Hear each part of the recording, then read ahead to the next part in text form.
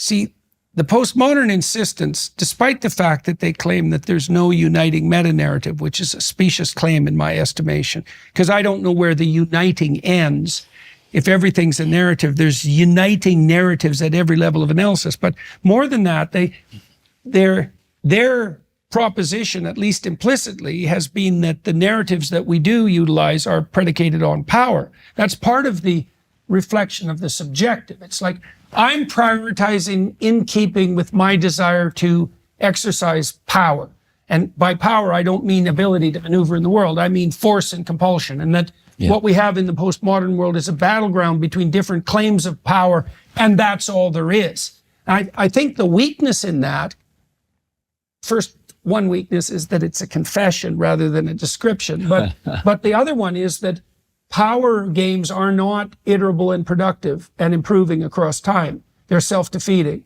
And so you can play a power game and you can win short-term victories with a power game, but it's not a sustainable, iterable, medium to long-term viable strategy. You know that Frans de Waal, for example, the primatologist, studied chimpanzees.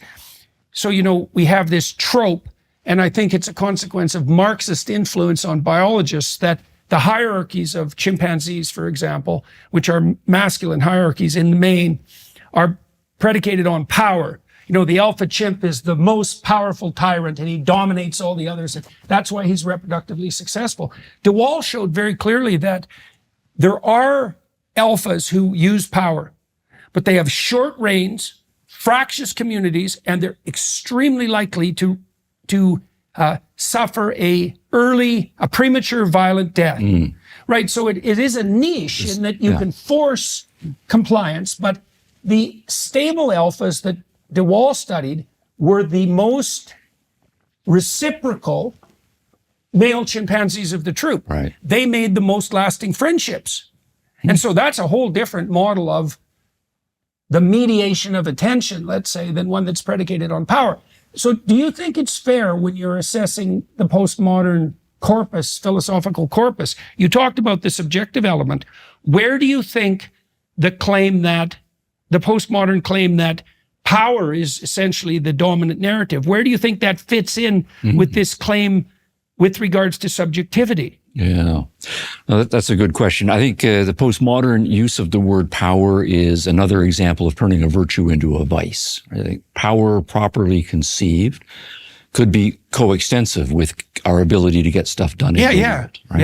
And our cognitive powers, right? If we have a good, healthy epistemology, right, should be augmented to enable us to survive and flourish better in the world.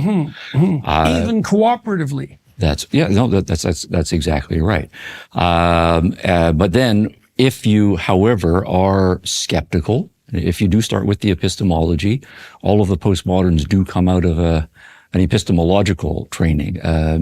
It's a striking fact, you know, the big name postmoderns. So we mentioned Derrida, Lyotard, Foucault, Rorty, right, and the others. They are all PhDs in philosophy.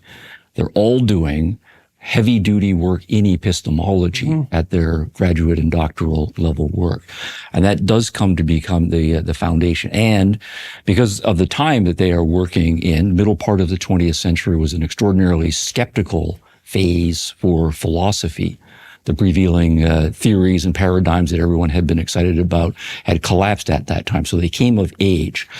Now, what that then is to say is, if you don't think, right, that human beings can know the world as individuals, right, then you don't think of developing your reason, developing your capacity for logic, for rationality, for understanding is the most important thing about human beings.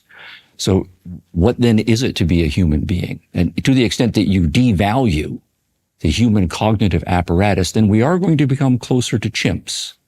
And then the social models that are prevalent about how we think chimps are going to operate in the world are going to become more predominant, or even lower than chimps, baboons. Who are even less. It's more of a baboon model. Yeah, it might be. But fractious fascists. So I think this, though, shows the absolute importance, though, of these cognitive issues that the psychologists and the philosophers are trying to work out positively. Because to the extent that we can show that we have cognition, that it is efficacious, that it is competent, that our mind is an enormously powerful tool. And if we learn to use it well, we will survive and flourish better as individuals, and socially we'll start to work out the win-win positive sum social things. Otherwise, we will sort of regress socially and evolutionary to chimp and baboon kinds of levels. Now, the other so thing, then that regression becomes the use of power as the meta-narrative that the postmodernists hypothetically abandoned. That's right. They're all left with it. So that's right. That's what they're left with. You're getting rid of human cognitive power as a positive thing. Then you ask, well, what's left? If it's not the case that I think my human cognition, my mind, puts me in touch with reality, and that I can work out reality, and that your cognition puts you in touch with reality. And of course, maybe we're initially focusing on things, and we have different frameworks, but that we nonetheless have the cognitive tools to talk about these things, to do the experiments, I can visit what you've experienced. To take each other's position. That's right. In service of some higher goal. That's right. And that we can work all of these things out to, in effect, have an agreed upon understanding of the nature of reality. Then, if that's not what's going on, that cognition is about trying to use our minds to understand reality starts to drop out of the picture. And what the postmoderns then do is either say, well, I make up my own reality. That's what's going on here. Or some of them are more passive, all of the influences of more environmental deterministic understandings of human beings. What we call learning and cognition is just being conditioned by your environment or your social upbringing, and so on. So again, we don't have an autonomous... The dominant patriarchy. Yeah, or there could be any sort of social structure from their perspective. But that then means that what we are interested in is primarily social relationships. It's not me in relation to reality and other people are part of reality, so I have to work that out. But rather, the assumption is that I am inextricably molded by and shaped by my social reality. And so the dynamic between us socially is the thing that comes to be. And the word there that becomes most important is the power word. It's a kind of social power. So that tilts them towards that social constructionism. Oh, yeah, absolutely. Well, yeah, it's the social construction theory that leads them to have that social understanding of power.